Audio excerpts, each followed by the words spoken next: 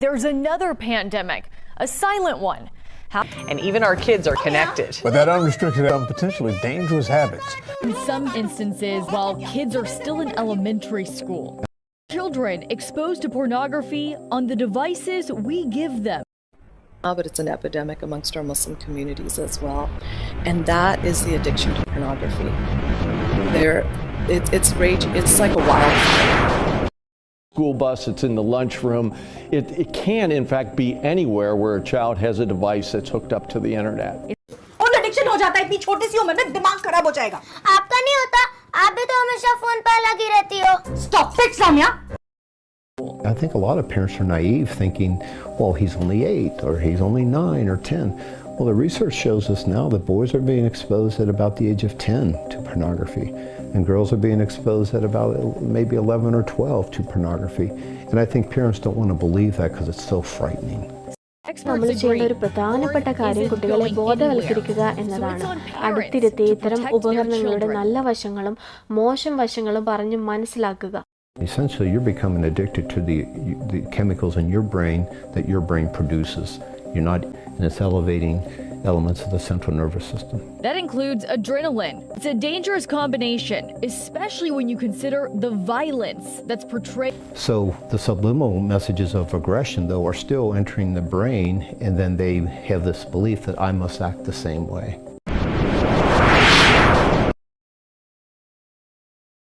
I'm not exaggerating. I really am not when I say that this is now an epidemic. It's an epidemic not only in the greater society now, but it's an epidemic amongst our Muslim communities as well. And that is the addiction to pornography. It's like a wildfire that's going through our communities. And just because you may not know about it or you may not have heard about it, doesn't mean it's not happening. It is happening. And every talk that I go to, it breaks my heart. Afterwards, I have grandparents, I have parents coming to me crying, telling me stories about their children or their siblings or their spouses who are addicted to pornography. And so I gave this talk yesterday, and I had a parent ask me, oh, well, my 6th grade daughter's going to be there at your talk. Is it appropriate for her? Should she be there listening to this talk? And I said, is she ever on the internet? Because if she's ever on the internet, then yes, she needs to be there at this talk. So we need to give our kids the tools to survive the world that's around them now. Ignoring it or pretending it's not out there isn't going to help us. So the first thing I want to tell you about the internet is that you have to treat the internet in your home like it's a loaded weapon. Literally, that's the best analogy I can give you. You have to treat the internet like it's a loaded weapon. And how do we treat a loaded weapon or a loaded gun? We don't ever leave children alone with it.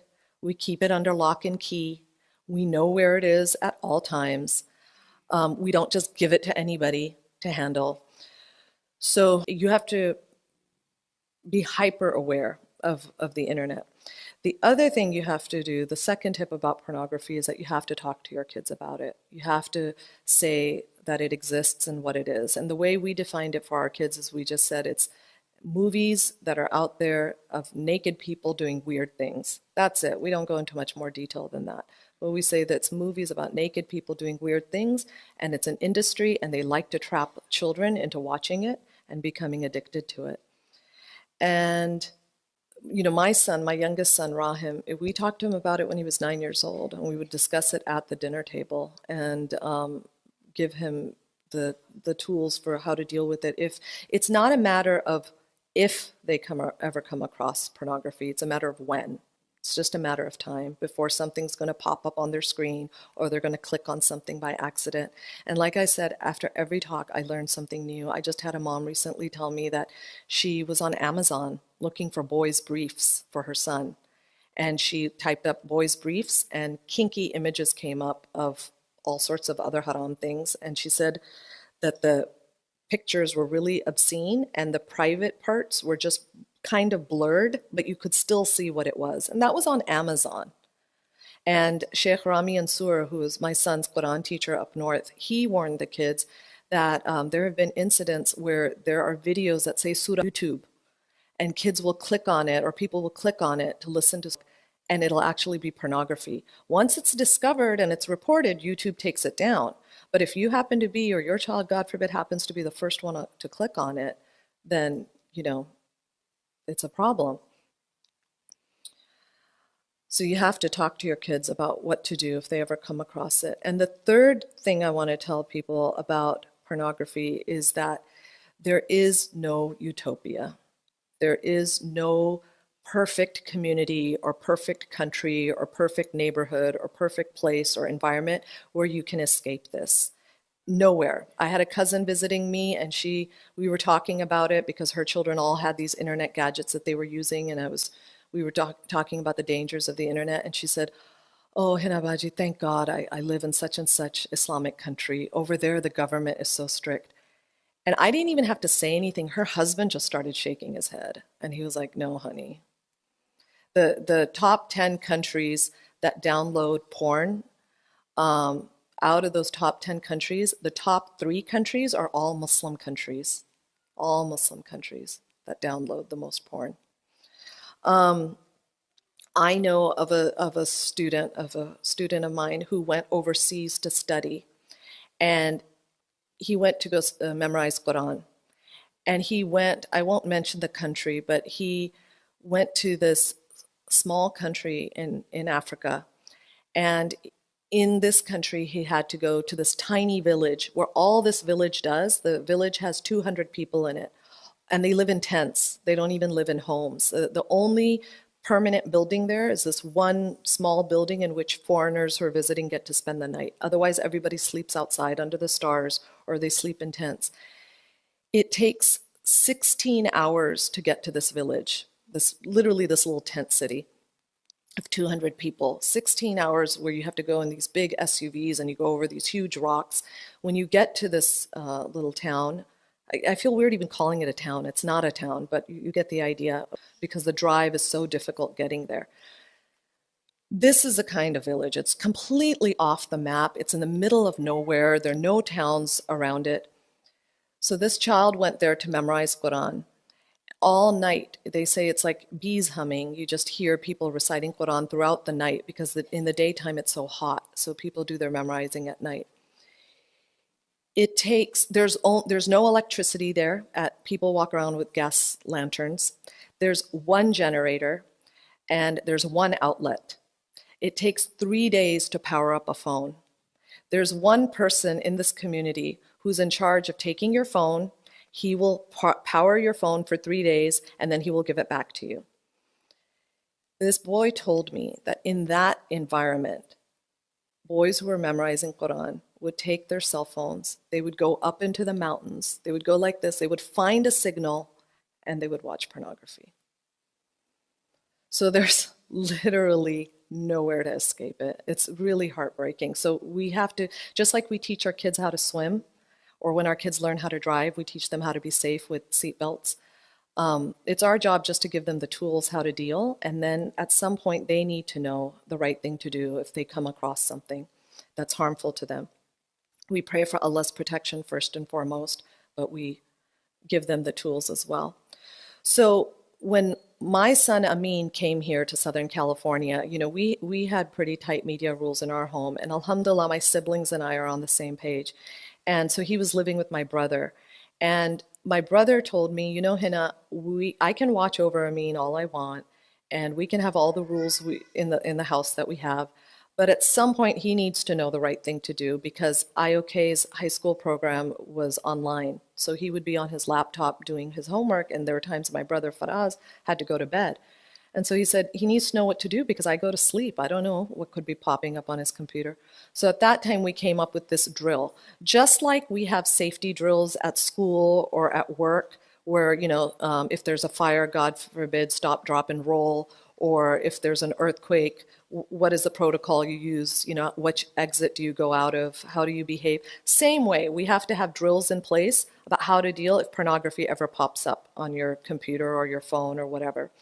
So what we told our kids was the first thing you do if pornography is ever to pop up in front of you, and we told them that something may pop up that looks weird to you, just something that you're like, wait, I wasn't looking for that. That wasn't the website I was going for. That's not the image I was searching.